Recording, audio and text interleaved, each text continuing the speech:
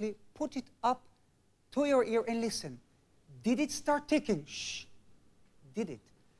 Later on, check the house appliances. Do not stick them in the electricity if they're dangerous. But if anything with battery that was broken is working, I would very much like you to call and let us know. Now, if nothing happened to you, don't be disappointed, because it doesn't happen to everyone, and it doesn't happen all the time. And the last thing I want to say, that I didn't do this. It wasn't my power that flew through the airways out from your television sets. No, I was a trigger. Even Randi can do this. You can do it. Everyone can do this. Because if you trigger some kind of a power within you, it will work. So I really want to know what happened. Please call us. Thank you very much.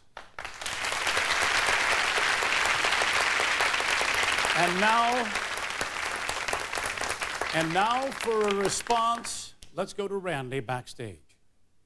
Well, I must admit that Mr. Geller has amazed me, this time with his assumption that the American public is going to be impressed by two simple tricks, which, when I was a kid, frankly, used to be on the back of cornflake boxes. At summer camp, we used to do the old compass trick to impress the new campers. Sometimes they were impressed, sometimes they weren't. And of course, it's not necessary to say, move, move, and grunt and groan unless you have some sort of a digestive problem. And I'm certainly not going to take off my shirt afterwards, because after Mr. Geller took off his shirt, you notice he didn't make the compass needle move again? Watch this, it's very simple. Hey, move, compass needle, and it moves. How easy can you get? Now, he also plays God with radish seeds, some sort of a silly thing in his hand. I have here a package of radish seeds. These didn't come from Italy or Germany. These came from Kmart, just down the street, as a matter of fact. And nothing could be simpler. Now, if I had a 12-year-old student of magic, and the 12-year-old student wasn't able to hide in here someplace one germinated seed, oh, look, every time I do this, I'm amazed. I just don't know how it works. Look at this. Not terribly surprising. Now, ladies and gentlemen, if a 12-year-old child tried to do this and then tell people he was God because he could do it, I'd send him to his room without supper. But let's give him a chance, shall we? Mr. Geller has said that he's going to produce miracles for us. I can hardly wait. If you experienced a strange or unusual occurrence in your home during Uri Geller's appearance just now, call us. Some of you will be put on the air live with Uri Geller and James Randi. Did something strange occur in your home? Yes, dial 1-900-490-6301. No, dial 1-900-490-6302. Callers will be charged $2 per call. The ghost of a painter paints. The ghost of a surgeon operates. Uri Geller astounds. And $500,000 remains to be given away in the $100,000 Psychic Challenge when we continue exploring psychic powers live.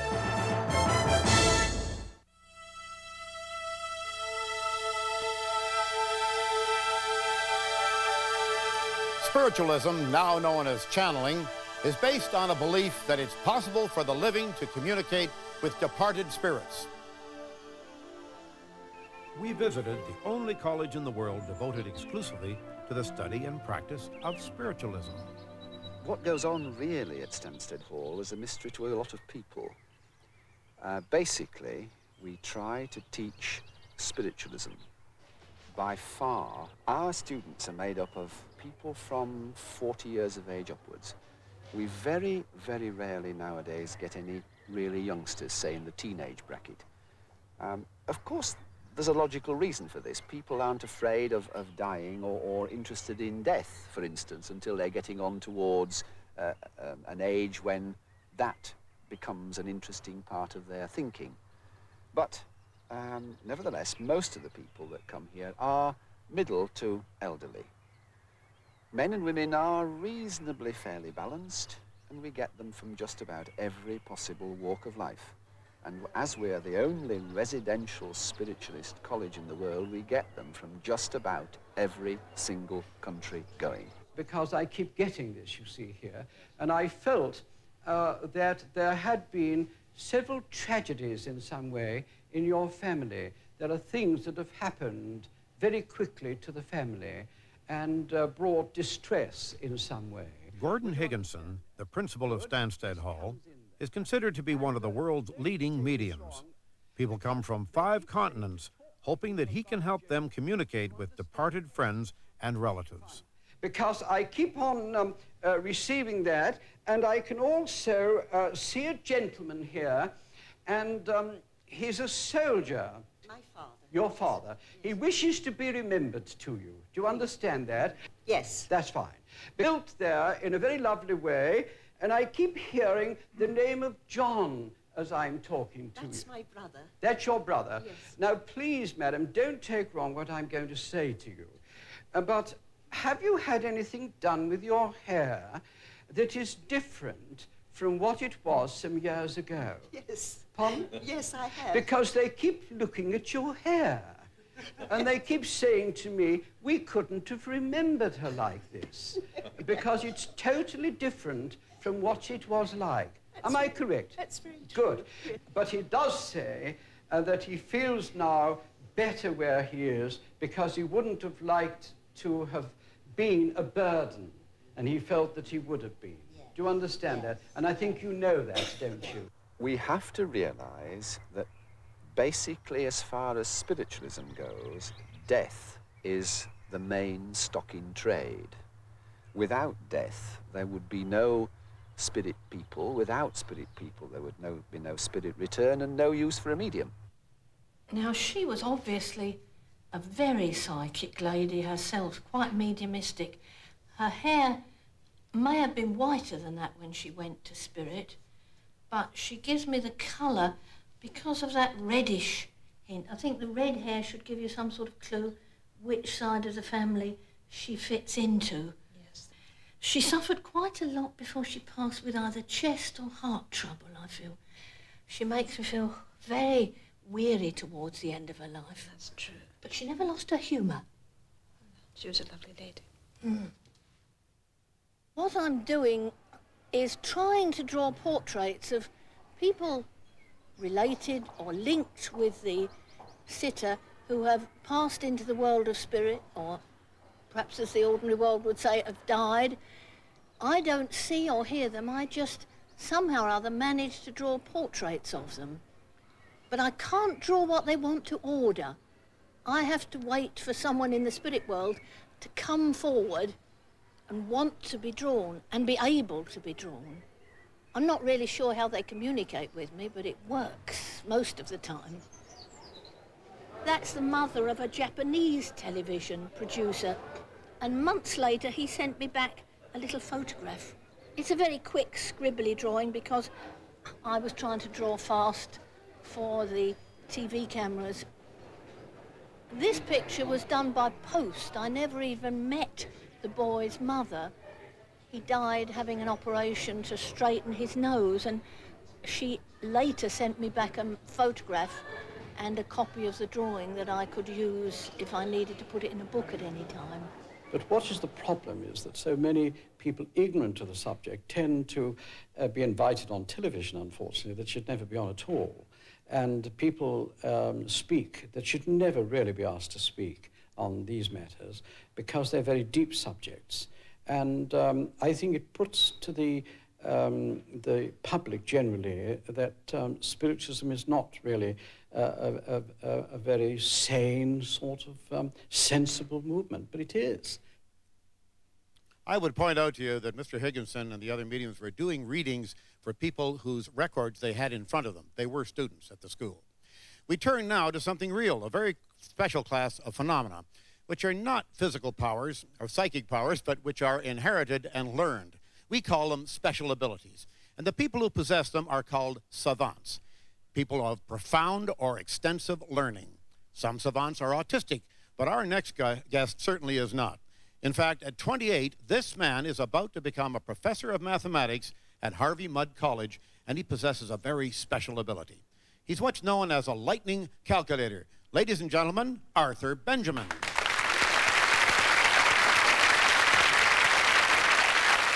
Arthur, why don't you just go right ahead and show us what you can do? Okay, thank you, Randy. My name's Arthur Benjamin. With me is Professor Ray Hyman, who will be verifying our calculations. But first, we have to make sure that his calculator is working properly. Randy, would you have somebody in the audience give us a two-digit number, please? All right, sir. Would you give us a two-digit number? 25. 25. And another two-digit number, please. 37. Multiply 25 times 87. Make sure you get 925 or the calculator's not working. Is your calculator working? Yes, 925. Very good. Now, I noticed that took you a little bit of time to get your answer. Let me give you a shortcut for multiplying even faster on the calculator. There's something called the square of a number, which is taking a number and multiplying it by itself. For instance, the square of 5 is 25. Now, on this calculator, we can square very quickly by entering the number, hitting times, and then equals. That's a shortcut the calculators use to multiply faster. What I'm going to try and do now is to square two-digit, three-digit, even four-digit numbers in my head faster than he can do on the calculator. Randy, would you have somebody start us off with a two-digit number? A two-digit number, sir. 74. The square 74. is 5,476. Wow. Right? Is that right? Right on. Let's try a three-digit number, Randy. All right, ma'am. 255. 255. We'll give you 65,025. Is that correct? Enough. Son of a gun. Let's do another three-digit number. Another three-digit number. A three-digit number, sir. 327. 106,929. Is that fast Right enough? on. Is that right, Ray? Yeah. Let's go into a four-digit number now, A Randy. four-digit number. All right, but before we do this, Art, do me a favor, so the folks will understand a little about what you're doing. Would you do it out loud for us? Sure. Now, I'm not going to be explaining what's going on in my head, but I will think out loud. Let me say something in advance. You might hear a word creep up in the calculation. I'm using a phonetic code, a mnemonic device, to help the memory process to go a little bit faster. Okay, Randy, have somebody give us a four-digit number. All right, sir. A four-digit number. 4,324. 4324. Okay, 4324. Double that is 4648. 4648. Multiply that is 18,592. That's 18,592,000. 592 becomes Lappin. Okay, so the original number was at 4324. Okay, 4324 squared, the 324 squared is 104,400 plus 576, 104,976. Add that to Lappin becomes 696,976. Right on. Right Good. on. Thank you very much. Benjamin, ladies and gentlemen, let's give him a big round of applause. Lightning calculator, Arthur Benjamin. Earlier in the show, Uri Geller predicted that strange things would happen in your home. Now, if you experienced a strange or an unusual occurrence in your home since Uri Geller's appearance, call us. Some of you will be put on the air live with Uri Geller and James Randi. Did something strange occur in your home? Yes, dial 1-900-490-6301. No, dial 1-900-490-6302. Callers will be charged $2 per call. Coming up, Penn and Teller and the $100,000 Divining Challenge on Exploring Psychic Powers. Live. Powers. Live.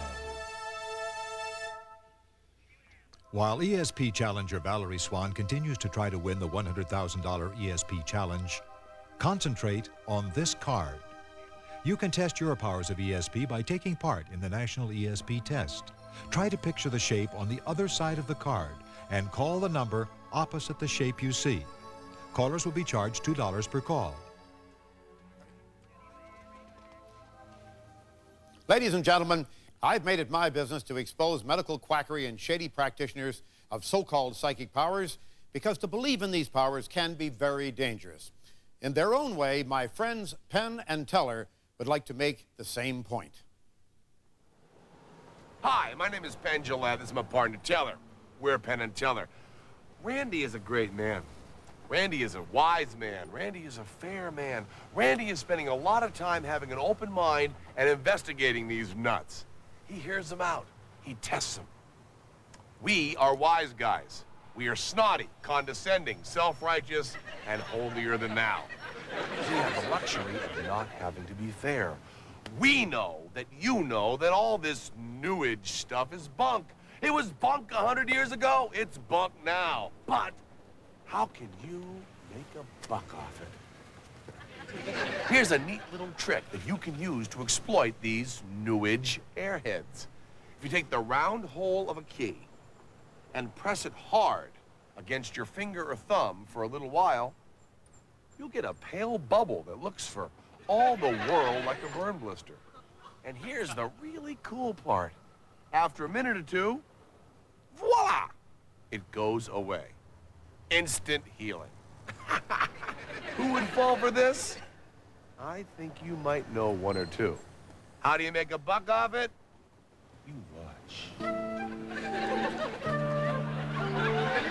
Yeah, and a baked chicken pot pie served extra hot in an earthenware casserole, please, from a partner. Extra hot. Yeah, thanks.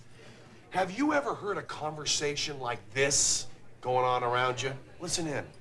Don't worry about eavesdropping. These are just actors. They want you to listen to them. I know what I feel. And what I feel is that there's something to this New Age thing. I mean, you hear so much about it. Well, I know things have happened to me that I just can't explain. Now that I believe. Yeah, I saw this actress on TV, and she was saying that she could feel the past lives in crystals. All major legitimate scientific breakthroughs are announced by actors on TV. Now, you may hear this kind of stuff and be put off your food. You may feel like saying something like this.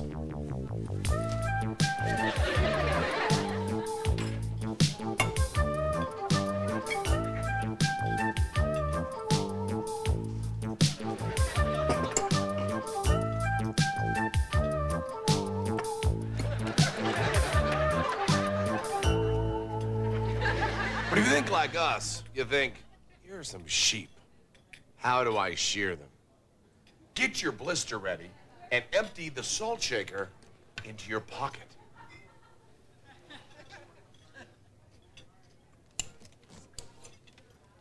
Here we go. Now you watch out for that plate. It's really hot. Will there be anything else? No, don't bother. He's an expert in natural healing. That looks like a bad one. What are you going to do about it? You know, I couldn't help but overhear your conversation about all this New Age stuff. Well, I'm here to tell you, it's all true. I've seen it. I got proof. Better proof than a doctor or a scientist working in a laboratory. Proof that you, an uneducated, ignorant layperson, can see with your own eyes. See? All better. Wait a minute. Aren't those mini healing crystals used by the Shabas of Nepal? I read about them somewhere. They just started importing them illegally. They're not cleared by the FDA, and they're supposed to have incredible powers. Those are hard to get a hold of. Are those the ones that cure cold sores and make you immune to all diseases? Wow. Could I buy a teaspoon from you? I'll give you 20 bucks. 40 bucks. Wow. To be that expensive, they must be really way good, huh? How about 50 bucks? Done deal. Thanks. I'll take a teaspoon. Excuse me. I have this cold sore. Do you think your crystals could help me? Oh, yeah, fever blister? Take care of that with no problem by restoring the natural balances within your own body. Excuse me. Thank you. And I have these crow's feet that are simply horrible from playing tennis in the sun too much. Would they help my skin? And I have such a problem, sleeping at night. I tell you, it's Oh, and I've had this horrible craving for sweets. And I've got a problem with my knee. Oh, and my charge card's out of consight. Is this mine here? Thank you. See? It's easy. All you need is a car key and no morals. Of course, we were just kidding. We would never, ever take money from people under false pretenses in real life. Right now, tellers in the restaurant refunding every penny and offering to loan those smug fizz heads his copy of a videotape of this show so that they can become better people. You didn't get a chance to eat anything, did you, John? Let's go get dinner.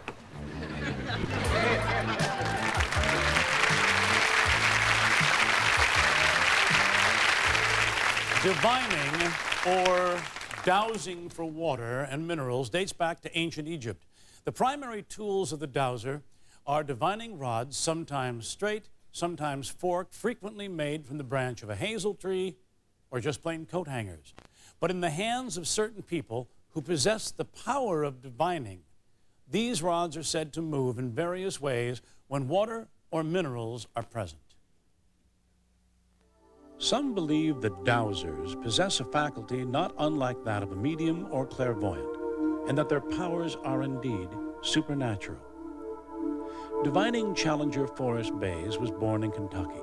He's 47 years old, married with 2 children, and works as a carpenter. He first learned how to dowse for water in the Sierra Mountains over 10 years ago.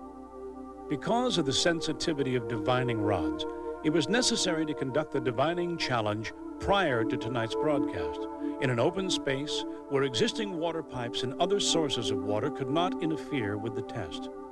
20 numbered and sealed boxes were brought to the area. Inside some of the boxes are 5-gallon containers of Arrowhead water.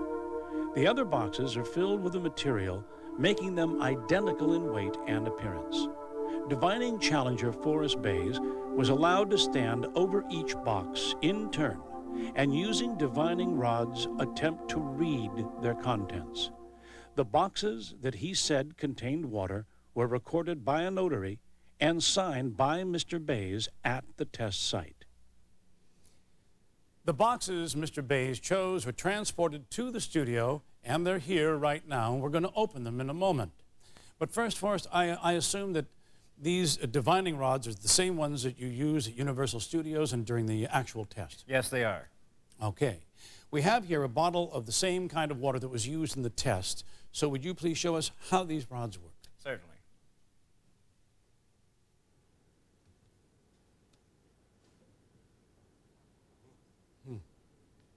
All right. Well, that's quite amazing. Now, let's go over here, please. Now, are these the boxes that you said contained water? And are they sealed with your signature on the top? Yes, they are. So all these boxes contain water. All right, Forrest, please would you open the boxes. Now remember that 20 of the boxes, of the 20 boxes rather, there are a certain number with water in them. Now, Dr. Krippner, will you tell us that number?